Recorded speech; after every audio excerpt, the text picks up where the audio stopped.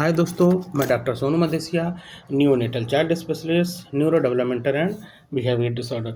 आज दोस्तों हम बात करेंगे बिहेवियर डिसऑर्डर के बारे में। बिहेवियर डिसऑर्डर क्या क्या होता है। जैसे कि बिहेवियर डिसऑर्डर के बारे में पहले से ही कंफर्म होगा कि बिहेवियर मतलब होता है व्यवहार संबंधी विकार, मतलब व्यवहार संबंधी डिजीज होता है। बिहेवियर डिसऑर्डर में व्यवहार संबंधी ऐसी स्थिति होती है जिसमें बच्चों का व्यवहार सामान्य रूप से असामान्य हो जाता है या अलग हो जाता है। अर्थात बच्चे सामाजिक रूप से असामान्य हो जाते हैं। अर्थात बच्चे ऐसा कार्य करते हैं जो सामाजिक रूप से स्वीकार नहीं होता है।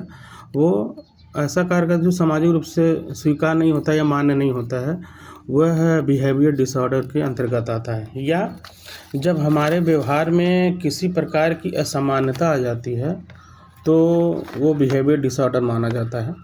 या जब हम अपने विचारों को विभिन्न प्रकार के व्यवहारों के माध्यम से प्रकट नहीं कर पाते हैं तो वो भी बिहेवियर डिसऑर्डर के अंतर्गत आता है। अब बिहेवियर डिसऑर्डर के लक्षण क्या क्या होते हैं, जैसे कि बहुत ज़्यादा बच्चा गुस्सा करता हो, बहुत ज़्यादा इरिटेट होता हो, या बहुत ज़्यादा चिड़चिड़ापन होता हो, या बच्चा कोई का बात कहने पे मानता नहीं हो, या बहुत ज़्यादा आक्रामक हो जाता है, बात बात में गुस्सा करने लगता है, मारने लगता है, गाली देने लगता है, या बच्चा झूठ बोलने लगता है, या चोरी करने लगता है, या ध्यान प्रॉपर किसी चीज़ में नहीं लगाता है, या अपने ध्यान से भटक जाता है, तो वह बिहेवियर डिसऑर्डर के अंतर्गत आते हैं या बिहेवियर डिसऑर्डर के ये सब लक्षण माने जाते हैं। अब बिहेवियर डिसऑर्डर के अंतर्गत कौन कौन सा डिजीज़ आता है उसका हम कुछ पॉइंट देखेंगे, कुछ डिजीज़ देखेंगे जो बिहेवियर डिसऑर्डर के अंतर्गत आता है।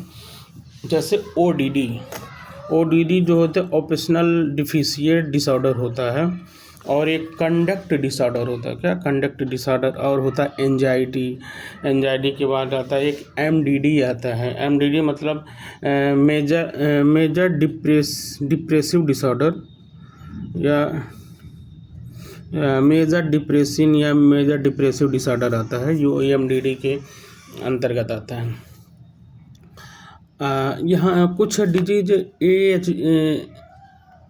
ADHD भी आता है, ठीक है, लेकिन वो न्यूरो डेवलपमेंटल में हम आपको बताए थे कि न्यूरो डेवलपमेंटल में आता है, लेकिन ADHD भी एक तरीके से बिहेवियर डिसऑर्डर में ही आता है, क्योंकि उसमें भी बिहेवियर में ही कुछ चेंजेज आते हैं जिसके वजह से ही ADHD भी बिहेवियर डिसऑर्डर में आता है। ठीक है दोस्तों, हमारा वीडियो आपको अच्छा लगे तो लाइक करिए, कमेंट करिए, सब्सक्राइब करिए, फॉलो करिए। Thank you. इसके साथ हम मिलेंगे आके कुछ नए वीडियो के साथ।